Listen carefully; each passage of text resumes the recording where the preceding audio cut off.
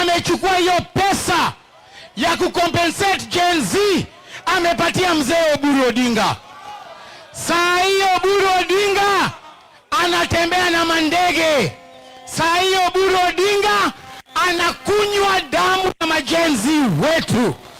Tumeambia William Ruto tunaenda kuchukua familia zote za majenzi ambao pesa, tunakuja kudai pesa ya majenzi pale kwa IG Kanja mpaka atoe hiyo pesa.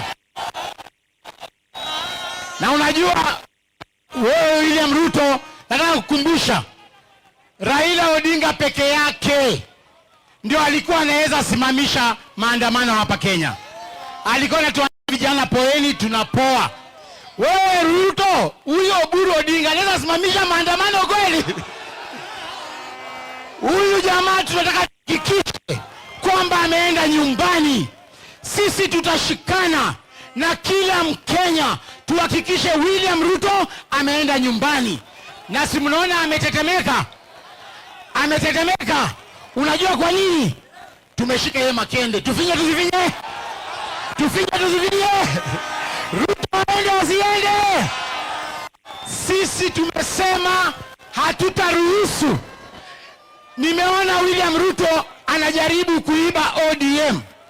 Na mimi juzi, mnajua mwaka uliopita niliandika kitabu inaitwa Echoes of War. Hii mwaka nimeandika kitabu Who Killed Amolo. Tunataka tuanze kuulizana maswali magumu. Tunataka tujue kama baba alikuwa kweli alikufa kule India. Tunataka tujue tarehe ambayo alikufa. Tunataka tujue postmortem ya baba. Watu waambie alikufa nini? Mko tayari? Nitoboe sitoboe? Sasa William Ruto, kuwa tayari.